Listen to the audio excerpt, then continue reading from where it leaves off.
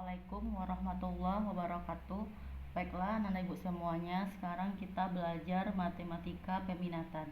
Sebelum kita belajar, jangan lupa berdoa dan ibu selalu doakan agar Ananda selalu sehat dan selalu semangat untuk belajar.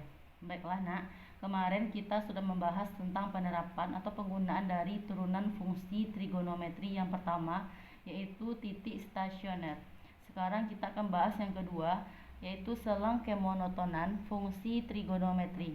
Nah, misalkan kita memiliki fungsi f(x), maka turunan pertama dari fungsi f atau kita lambangkan dengan f aksen x dapat kita ketahui yang pertama, jika f aksen x-nya itu besar dari 0, maka fungsi f kita katakan dengan naik atau monoton naik. Nah, yang kedua, jika f aksen x atau turunan pertama dari f(x) kecil dari 0, maka fungsi f dikatakan turun. Nah, yang ketiga, jika f aksen x-nya tuh sama dengan 0, maka dia tidak naik dan tidak turun, atau kita katakan si f(x) memiliki titik-titik stasioner. Baiklah, untuk lebih paham kita masuk ke contoh. Nah, diketahui fungsi yang kemarin yang sama dengan contoh yang Bu bahas pada titik stasioner itu tuh f(x)-nya adalah sin 2x, di mana selangnya antara 0 sampai 360 derajat. Nah, pertanyaan Ibu atau pertanyaan soal ini adalah maka f(x) naik dan turun pada interval. Artinya apa? Kita akan menentukan kapan fungsi f(x) ini naik dan kapan dia turun. Oke, kita jawab sama-sama. Pertama kita buat dulu f(x)-nya adalah sin 2x. Nah, maka f aksen x-nya kemarin ini sudah Bu bahas, diperoleh itu 2 cos 2x. Turunan pertama dari f(x) adalah 2 cos 2x. Silakan Anda buka kembali catatan kalian. Kemarin kita peroleh titik-titik stasioner, stasioner yaitu berapa? Silakan buka catatannya. Titik stasionernya itu tuh yang pertama 45 derajat, yang kedua 135 derajat, yang kedua selanjutnya 225 dan 315 derajat. Nah, ibu pakai derajatnya ya nak ya. Oke.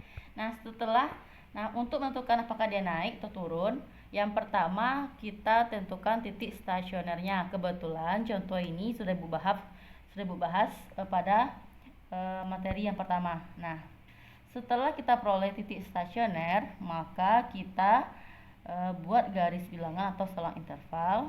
Kita gambarkan pada garis bilangan. Nah, kita letakkan titik-titik stasioner pada garis bilangan. Nah, yang ini 45, 135 derajat, 225 dan 315. Karena di antara 0 dan 360, maka sini boleh kita tuliskan 0. Sini adalah 360 derajat. Oke. Setelah kita meletakkan titik-titik stasioner pada garis bilangan, kita akan menentukan apakah dia tandanya positif atau negatif. Nah, untuk menentukan tandanya positif pada selang ini, kita akan mencobakan satu-satu. Nah, sekarang bagian yang pertama di antara 0 dan 45. Nah, ini kan dia selang. Nah, kita ambil di antara 0 dan 45. Ibu ambil x-nya 30. Berarti x-nya sama dengan 30 derajat. Nah, berarti sekarang kita ganti nilai x dengan 30 derajat. Maka f aksen x tadi kan 2 cos 2x, ganti x-nya dengan 30 derajat. Berarti f aksen 30 2 cos 2 dikali 30 derajat. Di 2 cos 60 derajat. Cos 60 derajat adalah setengah, berarti 2 dikali setengah jadinya 1. Oke. Setelah kita peroleh yang pertama, kembali lagi ke pada interval tadi, pada garis bilangan tadi. Karena 1 ini positif, maka letakkan positif di antara 0 dan 45 yang pertama. Ya, kita bikin panah naik atau fungsi naiknya seperti ini ya nak ya. Lanjut bagian yang kedua, antara 45 dan 135. Ibu ambil 60. Boleh yang lainnya nak ya. Berarti X sama dengan 60 derajat. Berarti F aksen 60 derajat sama dengan 2 cos 2X. Berarti 2 cos 2 dikali 60 derajat. Nah, 2 cos 120 derajat. Nah, cos 120 derajat itu sama juga dengan cos 60. Namun dia berada pada kuadran kedua, maka nilainya negatif. Berarti 2 dikali negatif setengah adalah negatif 1. Karena negatif 1 ini kecil dari 0, maka kita tuliskan dia negatif. Nah, maka dia turun. Ya, lanjutkan di antara ini lagi ya nak ya. Berarti X-nya Ibu ambil X-nya 150. Di 150 derajat. Di F aksen 150 derajat, langsung enak ya. 2 cos 2 dikali 150 derajat. Berarti 2 cos 300. Cos 300 sama juga dengan cos 60. Bedanya cos 300 berada pada kuadran keempat. Pada kuadran keempat nilai cos adalah positif. Berarti 2 dikali setengah 1. Karena dia 1, letakkan tanda positif di garis bilangan. Ini adalah fungsinya naik. Kita lanjutkan. Sekarang Ibu ambil X-nya 270 di antara 225. Di antara 225 dan 315, Ibu ambil X-nya 270. Lanjut. Berarti F aksen 270 sama dengan 2 cos 2 dikali 270. Berarti 2 cos 540. Nah, cos 540 nilainya adalah negatif 1. Maka 2 dikali negatif 1 adalah negatif 2. Negatif 2 berarti dia negatif, maka letakkan negatif di selang tadi. Buat panahnya atau berarti dia fungsinya turun. Oke, lanjutkan. Lanjutkan di sini sebelah sini ya nak ya. Berarti X-nya di antara 315 dan 360 derajat, Ibu ambil X-nya 330 derajat. Berarti F aksen 330 derajat sama dengan 2 cos 2 dikali 330 derajat.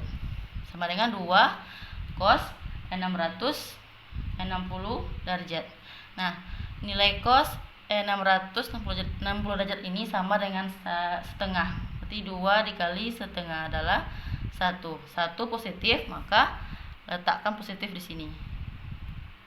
Dan ini adalah fungsi naik.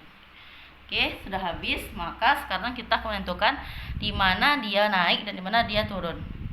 Maka kita simpulkan fx naik pada interval. Nah, perhatikan gambar Ibu. Lihat yang ada tanda positifnya. Ternyata positif berada pada selang 0 dan 45. Berarti yang pertama 0 di antara 0 dan 45. Kecil dari X kecil 45 derajat. Nah, adakah yang lain? Ada positif, itu tuh antara 135 dan 225. Bikin, tuliskan 225 derajat. Selanjutnya yang terakhir itu tuh 315 derajat kecil X kecil 360 derajat. Oke. Nah, sekarang kita tuliskan fungsi turunnya. Arti fx turun pada interval. Kalau dia turun maka tadi kan kecil dari 0. Kalau kecil dari 0 berarti yang kita perhatikan adalah yang tanda negatif. Berarti 45 derajat kecil X kecil 135 derajat. Yang kedua 225 derajat kecil dari X kecil 315 derajat. Ternyata yang fungsi turun ada dua, yaitu pada interval 45 dan 135. Yang kedua antara 225 dan 315 derajat.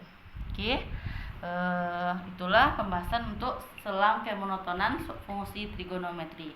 Nah, sekian dulu. Kalau ada yang, semoga apa yang Ibu sampaikan bermanfaat. Kalau tidak ada yang mengerti boleh ditanyakan. Bu akhiri dengan assalamualaikum warahmatullahi wabarakatuh.